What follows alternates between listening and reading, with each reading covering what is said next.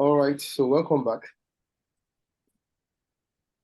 So we'll continue from where we stopped in the last session, and we'll be looking at arbitrary keyword arguments. We've learned about functions. We've learned about what functions are. We've learned about parameters and arguments, what parameters are, what arguments are. We've learned about positional arguments. We've learned about default argument. We've learned about arbitrary arguments, we've seen how they work as well. We've learned about keyword arguments. And now we are going to learn about arbitrary keyword arguments. Let's not forget, we are dealing with keyword arguments. The keyword arguments are used at the point of invoking the function, right? That means it is when you are calling the function that you're passing the parameter name alongside the values. So the parameter name will now stand in as the keys statement. Then the argument will stand as the values, right? As the values. So for arbitrary keyword argument, just like arbitrary argument, what it is saying is that we don't know the number of keyword arguments. It is unknown. And to denote it, you use what? Double asterisk. The general convention is to use quads. So quads here is just basically saying keyword. That's KW, keyword. Keyword. Keyword args. That's what they're saying. That's what quads is saying. Keyword argument. Right? Keyword argument. So let's do this. We can say here, I can say print. Let me use the F string. I can say print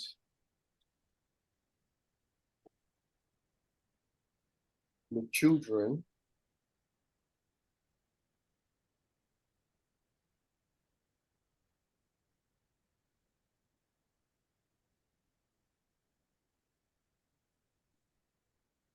Now, let me ask before we proceed.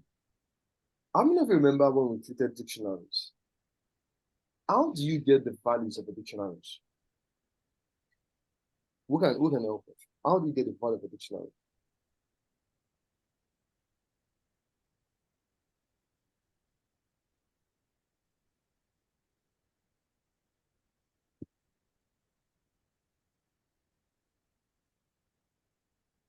Anyone? The value of the dictionary. How do you get the value of the dictionary?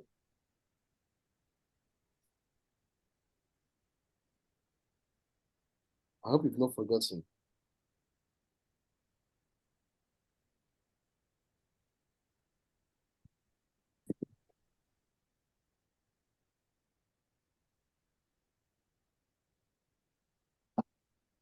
If you want to get the value of any dictionary object, how would you do that?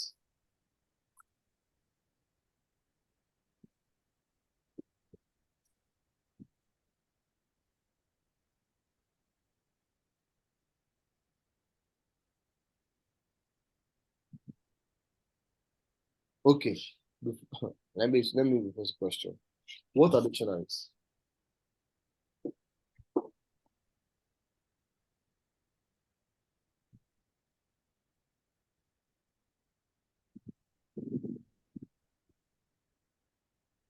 Zubai, are you talking? If you're talking, we can't hear you.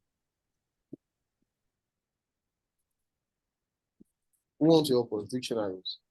Alexandra, you've been quite active today. Do you want to help us? Niona, Tomiwa, Mosefe. Dictionaries.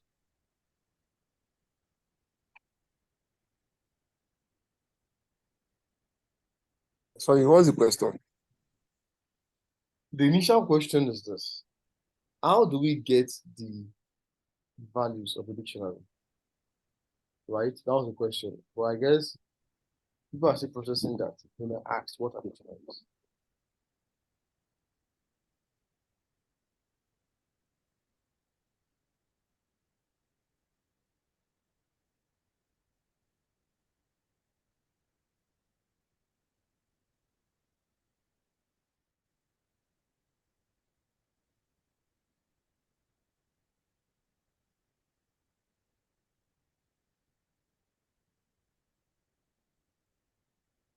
I would say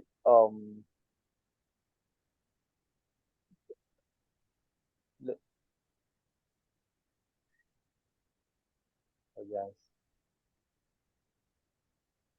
You say what? What? I didn't get that. What do you say?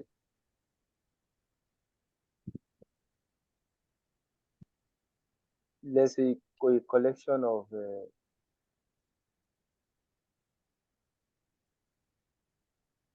key and values. Okay, key For and key. values. So, if there are collection of keys and values, right? If you want to access the value of a particular dictionary, how do you do that? How do you access it? And you have to Yeah, like we invoke the key or call. You have to do what?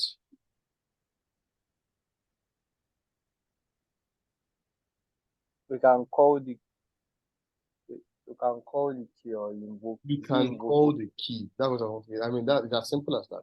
So if you call the key of a particular dictionary object, it returns the value that is attached or that is Yeah, mapped to that key. Do you understand? And that's why I think when you define, you said there are key value pairs, right? A collection of key and value. yeah, So now the way this works, if you remember when I was um saying this, I referred to first name here as the key, then Egosa as the value, middle name as the key, Alexandra as the value, last name as the key, Tomiwa as the value. Do you remember that? yes, So that's the way it works with yes, key word argument. The keys are usually the parameters, then the values are whatever is stored there. So we can have access to them via the keys. I hope that makes sense anyways. Via the keys, we can have access to them. Do you understand? yes. Okay.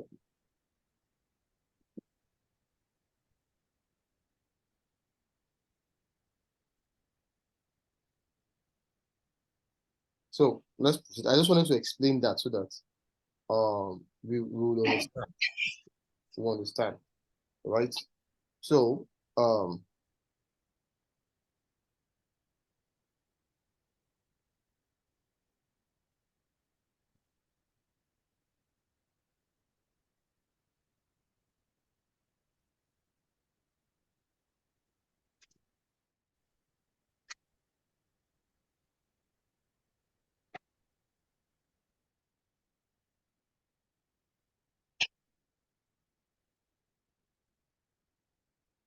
I have here the children are um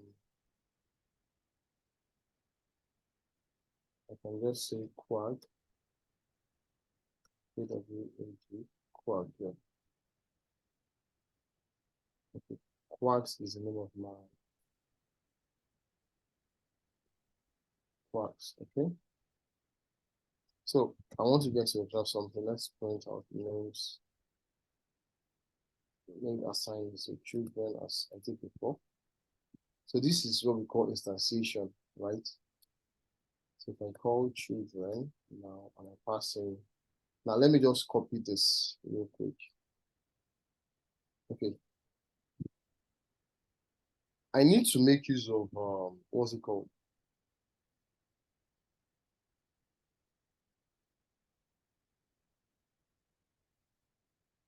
Let me pass in this. I want to ask you something.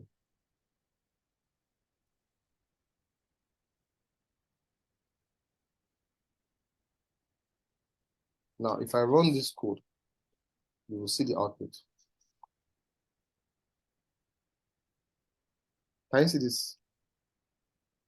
The children are first name, Egosa, middle name, Alexandra, last name, Tomiwa.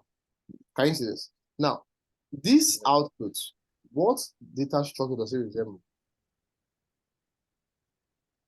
dictionary. Dictionary. Thank you. And you can see the way it is represented. You can see first name, then column Egosa, middle name, column Alexandra, then last name, column Tomiwa. This is not what we want, right? So if you want to do it, you can just come and we said we access the values of a dictionary with what? Its keys. Remember that. So I can come here and say, first name, this should be first name. So then, comma, quads, so middle name, right? Then I'll do the last one. I will say I'm the last born. And let's call on the last born. And the last born, what? Last name. Let's rerun this code.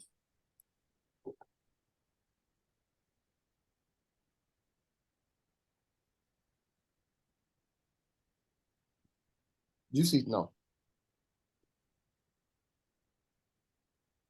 So we're now having the values alone. We are having the values alone. Any question, please?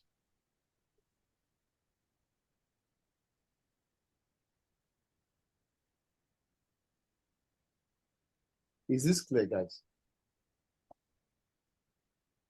Why did you put the / after the D? Like, was that necessary? Well, it's not really necessary, but if I didn't do that, it would just keep on going and it would enter this place. I don't want it to. I'm just breaking the line. You know, in the results, there's a space after between D and last born. So the / is responsible for the space. Is it better now? Yeah, this is better. But like I said, I don't want it to enter this place. That's why. And because so that you won't think this, ideally you should be here. I mean, if you're writing when you need code, right? But because indentation, yeah. that's why so that you would understand, right? So this with this backspace is an escape character.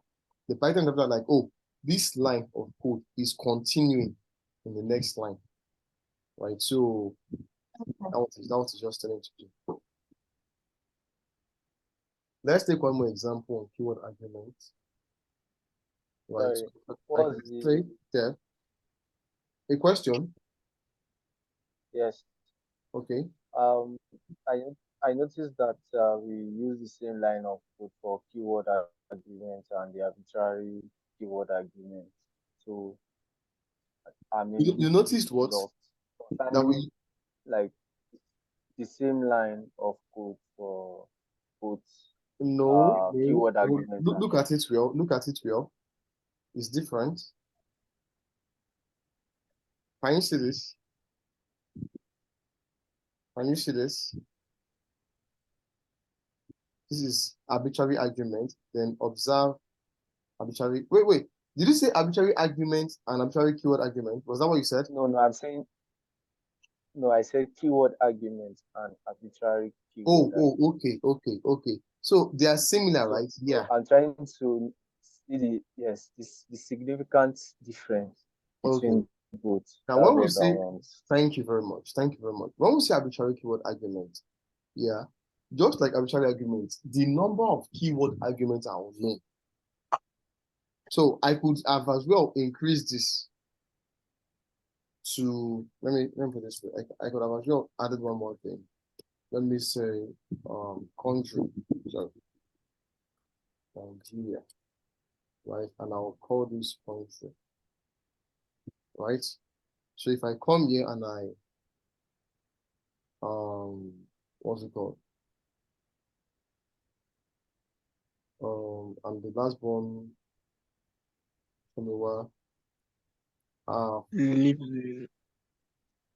are from quads, then country. Now observe the output. Can you see this? Yes. Now, how many keyword arguments are here?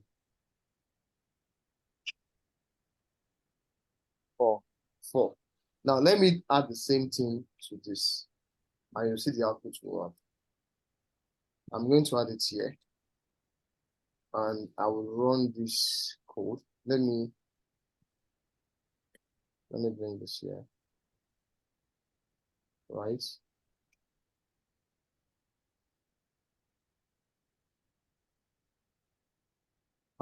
From country. Are you seeing it now? Yes. So if I should run this, we have an error. Got an unexpected keyword argument, country, because we have not defined it as a Yes, we have not defined it. Do you understand? But for arbitrary keyword argument, Yes. I don't have to specify it because it is unknown. The number of keyword argument is not known. It can be more than, I can keep on adding and adding. But for keyword argument, it is restrained, right? It is limited to the number of parameters that have been passed to that function when you're defining it. Yes. Do you understand it now? Yes, yes. Yeah, that's the difference there. So let me just look this back.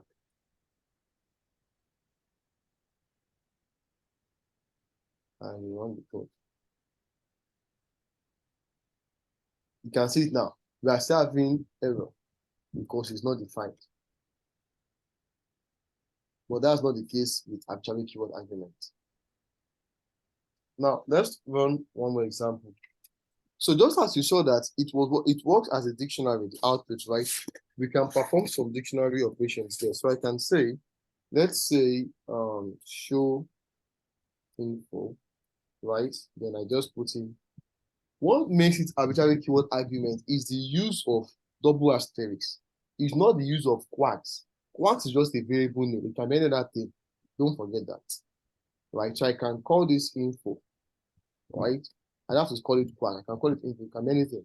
So I can say for K and B, K and B represent key and value, right? In info dot items.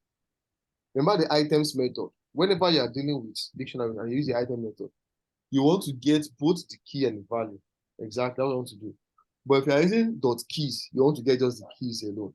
If you're using dot values, you want to get just the values alone, right? But when you're using dot items, you want to get both the keys and the item. So if I come here and I say dot items, I can say print, then I want to get the keys and the item. I can just say K, sorry, K, then this is with this, right? That's the value, right? So now let's instantiate this. We can instantiate it by calling it, we can say, let's call a variable display equals show info, right? I can come here and say display, want to now pass in keyword arguments. So I can say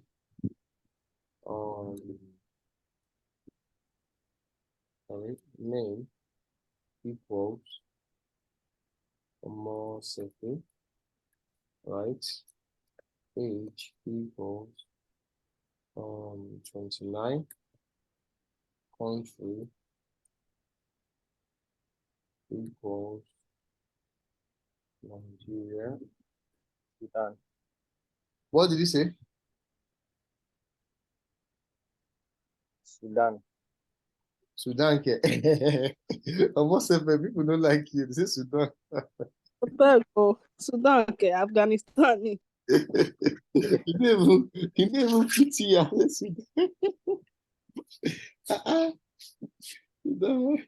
All right. So let's just add one more. Gender. We can add gender. Female. Right. Okay. Let's run this and see. If you're having an error, unterminated string virtual. Okay, I didn't close this.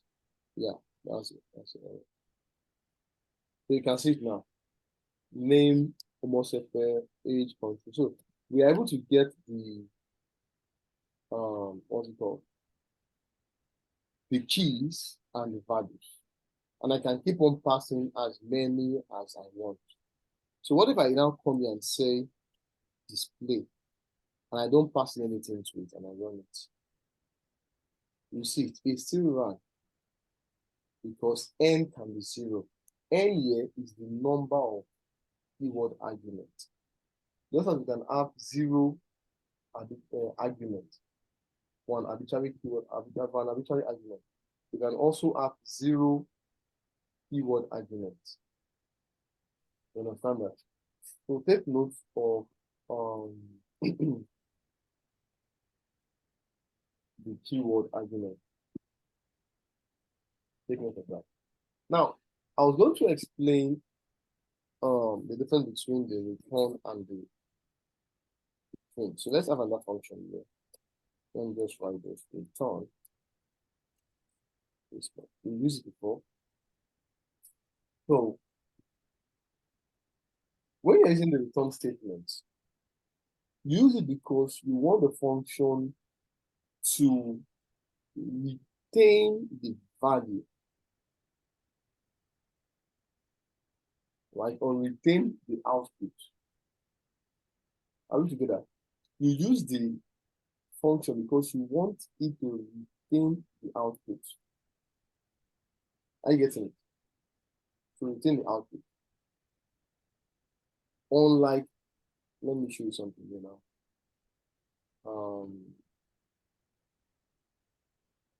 Okay, yeah, now this might work and I just have another output here. Display. Let me just pass in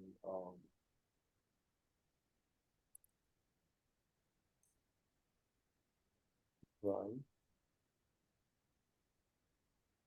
Okay, that's the run. Cost price 2,000.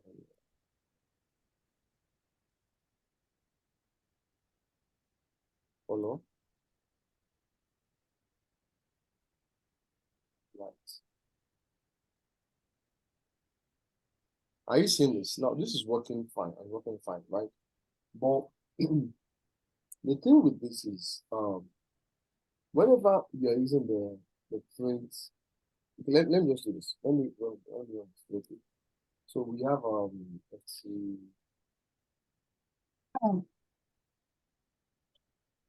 What did you say?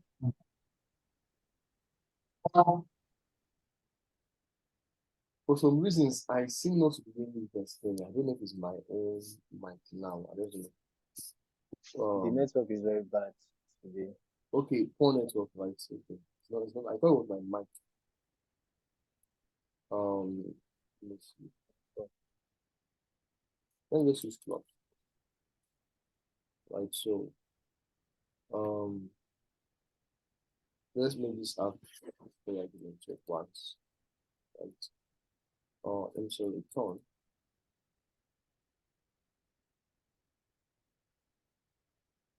So what do we see to return now? Let me leave for this off here so I can say for A, comma B in flags dot item, right?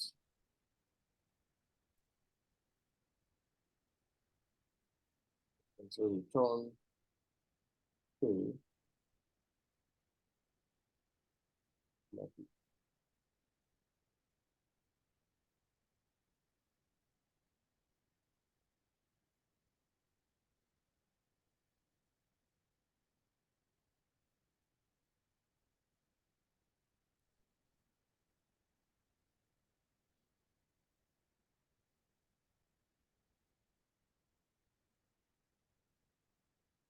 Okay.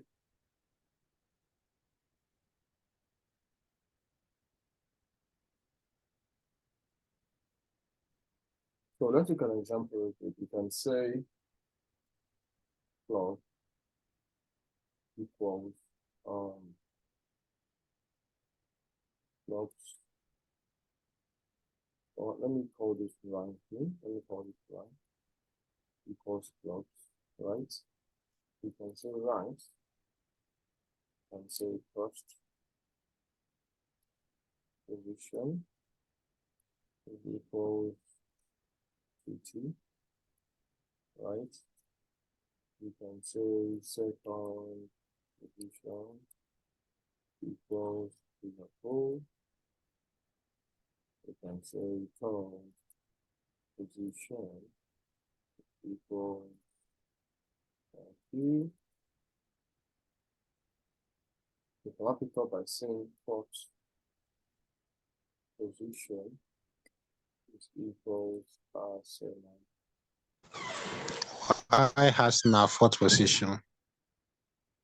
Because that's how it goes. I mean, it just goes like that. Okay, so now we're having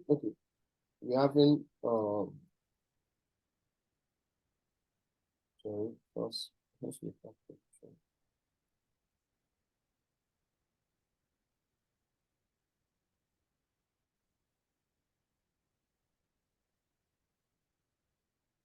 Okay, can you see this now? Now let me do the same thing. Let me copy this same thing. I want you guys to see this, and I will change this to print. Right, print. This is not so neat, so I would wrap it in this, make it neat.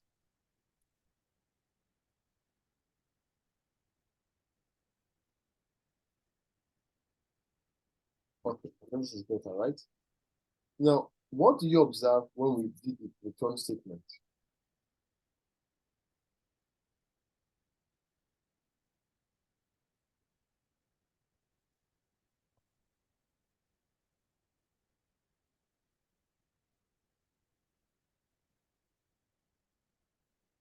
What did you observe when we did the return statement, guys? And when we run this, the same code, right? But yeah, we're just doing print, yeah, we're doing return. What do you observe? Return only one, Only one. the first one. And the other one did everything. Good. So when you are using return, it returns one value. Take note of these differences. Unlike the print. So the print here is a function. So it's not really a statement, it's a function. So unlike the print function.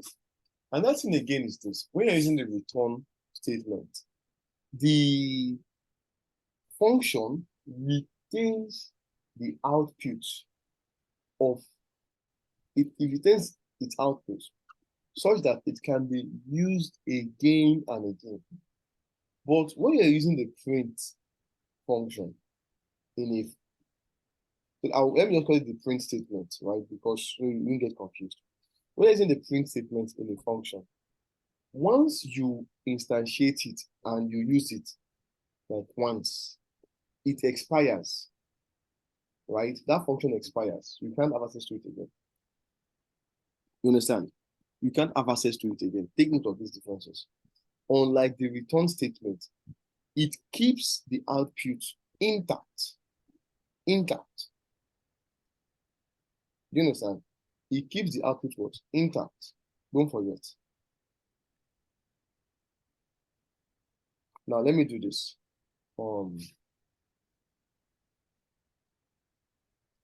Let me call x blobs. Let me call x blobs here, right? And let me just assign it. I'll just copy the first two. Oh, I think I copied everything already. Right?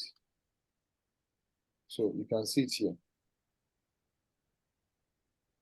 Okay, so if I come here and I print x,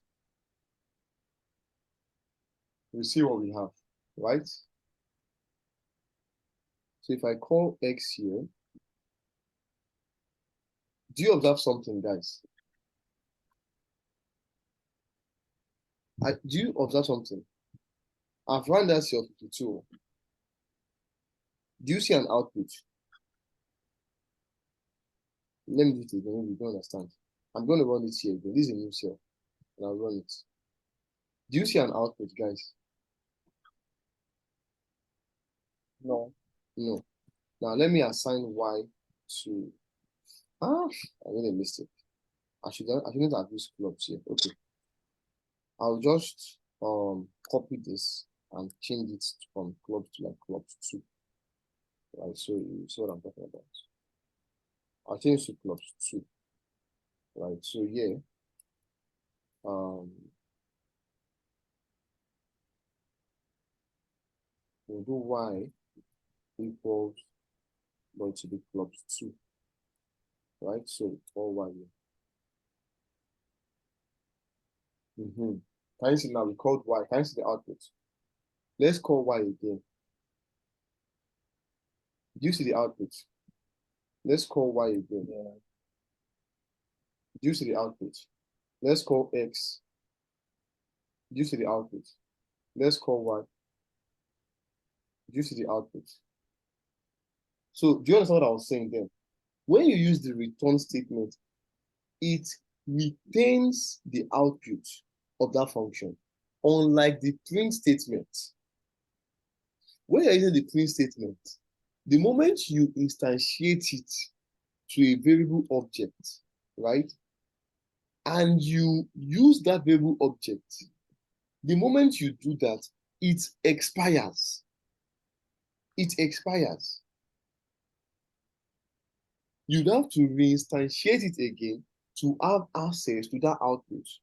So if you are working on a program or you're trying to do any task and you're dealing with functions and you know you want to reuse a particular function, the best statement to use is a return.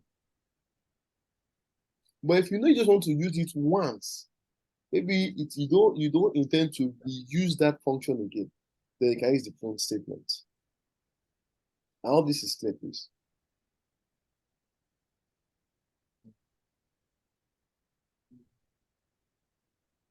Another difference between the two is this. A function can only execute one return statement. It can only execute one return statement. So if there are multiple return statements in a function, that will be based on certain condition. If this is true, return this. If this is true, return this. Otherwise, return this. It will only execute one of them. And once it has done that, it will stop. It won't execute any other thing again. Right? So if that condition is true and execute it, it has stopped. But when it's in print, you can print multiple lines of code. I can come here, I can say print this. I can come to the next line and say print something else, and both of them will work fine. But with return, is only one that will be executed. Take note, these are differences between the return statement and the print statement. You know, we said the print is the function, not statement, right? It's a function. But I'm not going to say you understand better. So, but the main difference there is that the print statement, it expires once you instantiate it. But the return statement, you can always use it again and again. And that's one of the importance or benefits of using functions. They are reusable. That means we can always use them again and again. They are reusable. Do you understand this, guys? Is there any question? Any question, please? After this session, we will have one more session and that'll be the final one. We'll have just one more session of the final one. Any question, please? Anybody has any question? No. You kind of answered a question I wanted to ask. Oh, I kind of answered the question. All right. All right, that's fine. So I'm glad. Now, you cannot have a function to be empty. It's wrong. So let me just call this function empty. Right? So if I run this cell, you will see I have an error. Syntax error. Incomplete input. So what do? if you don't want to leave the function empty, right? And probably for some reasons you don't know what you want to do. Maybe you don't know the code you want to put there, right? But you want to define the function, so you won't forget. You can use the pass statement. By doing this and you run the code, you see it now, no more error. So if you use the pass statement, it will just ignore it. This will ignore it. It will ignore it. You will not say anything again. It will ignore it. Now, in the next session that we'll take, we'll discuss about what we call recursion. I'll just write it here. Recursion. So let me just define this real quick. Now, recursion is not limited to Python. It's a concept in most OOP program languages. That's object-oriented program languages. It's not limited to Python. Recursion is a concept in programming where a function calls itself when executing. That's just it. It's a concept in programming where a function calls itself when executing. I think that's the simplest option I can give you. Right? So we can now refer to, we can say a recursive function is one that calls itself while executing a particular task. So you can see it now. Recursion is a concept in programming where a function calls itself when executing. A recursive function is a function that calls itself while executing a particular task, right? Are we getting it? So we'll look at examples of recursive functions, and I think we'll wrap up there. Discussions and questions will follow. Tomorrow, when we meet tomorrow, we'll be looking at OOP, that's object-oriented programming. We'll look at several things about OOP, and we'll look at classes and objects. What makes OOP, what makes the program language OOP, object-oriented, right? So, like I said, we'll be having just one more session left, and we are done. Before we proceed, does anyone have any other question before we proceed?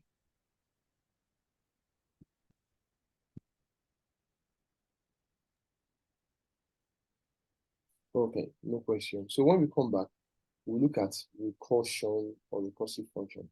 Yeah, OOP will be tomorrow, not tonight. Tomorrow. Let me try to put that. Yes, tomorrow.